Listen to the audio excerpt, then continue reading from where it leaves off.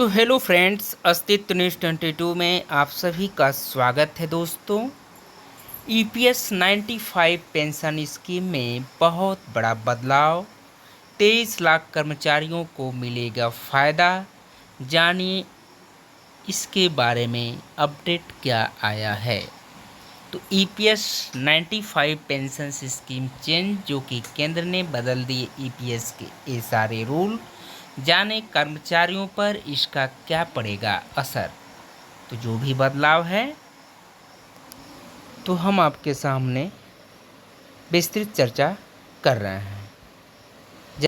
दोस्तों, EPS 95 pension scheme में बहुत बड़ा बदलाव, जिसके बारे में आप सभी को बता दें कि केंद्र सरकार ने कर्मचारी पेंशन योजना 95 में महत्वपूर्ण संशोधन किए हैं, जो कि 28 जून 2024 से प्रभावित हो गए हैं।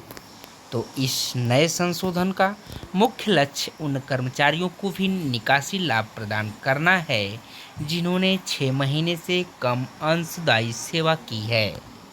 जैसा ईपीएस 95 स्कीम में, जो ईपीएस 95 पेंशन स्कीम है, उसमें जो बहुत बड़ा बदलाव से 23 लाख कर्मचारियों को फ़ायदा होने जा रहा है।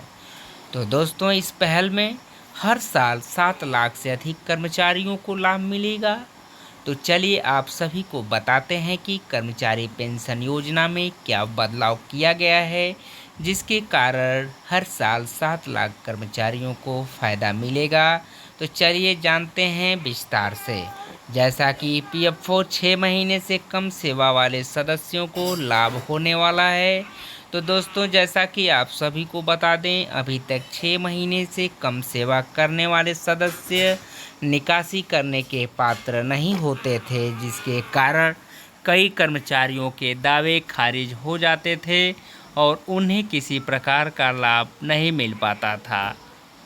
जैसा कि ईपीएफ पेंशन टेबल डी में संशोधन क्या हुआ है, तो दोस्तों आप सभी को बता दें कि सरकार ने टेबल डी में भी संशोधन किया है, जिससे अब सेवा के प्रत्येक पूरे महीने को ध्यान में रखकर निकासी लाभ की गणना की जाएगी।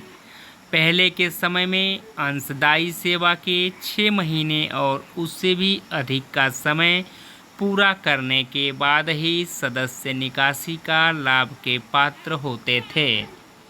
लेकिन दोस्तों, अब सेवा के प्रत्येक महीने के लिए निकासी लाभ की गणना की जाएगी, जिसके कारण से कर्मचारियों को अधिक लाभ मिलेगा।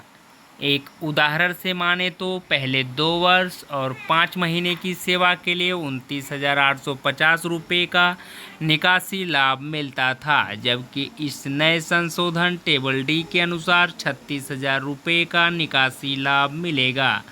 जैसा कि एम्प्लॉयज़ प्रोविडेंट फंड ऑर्गेनाइजेशन में वित्तीय वर्ष 23-24 के आंकड़े बताते हैं, तो ईपीएफ संशोधन, जो कि नए संशोधन के तहत वित्तीय वर्ष 23-24 में 30 लाख से अधिक निकासी लाभ के दावों का निपटारा किया गया है। इस दौरान 6 महीने से कम अंशदायी सेवा के कारण लगभग 7 लाख दावे खारिज कर दिए गए थे।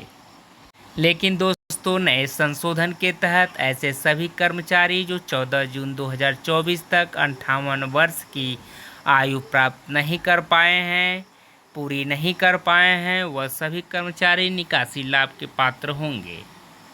जैसा कि एम्प्लॉयज़ पेंशन स्कीम सरकार का लक्ष्य क्या है, तो दोस्तों इस नए संशोधन का मुख्य लक्ष्य कर्मचारियों को उनके योगदान का उचित लाभ देना है। इसके साथ ही उनकी शिकायतों को दूर करना भी है। जैसा कि सरकार ने यह सुनिश्चित किया है दोस्तों कि निकासी लाभ की राशि सेवा के पूरे महीने और उसे वेतन पर आधारित होती है। जैसा कि जिस पर अंशदान प्राप्त हुआ था, कर्मचारी पेंशन योजना में किए गए नए संशोधन लाखों कर्मचारियों के लिए एक बड़ी राहत की खबर लेकर आया है।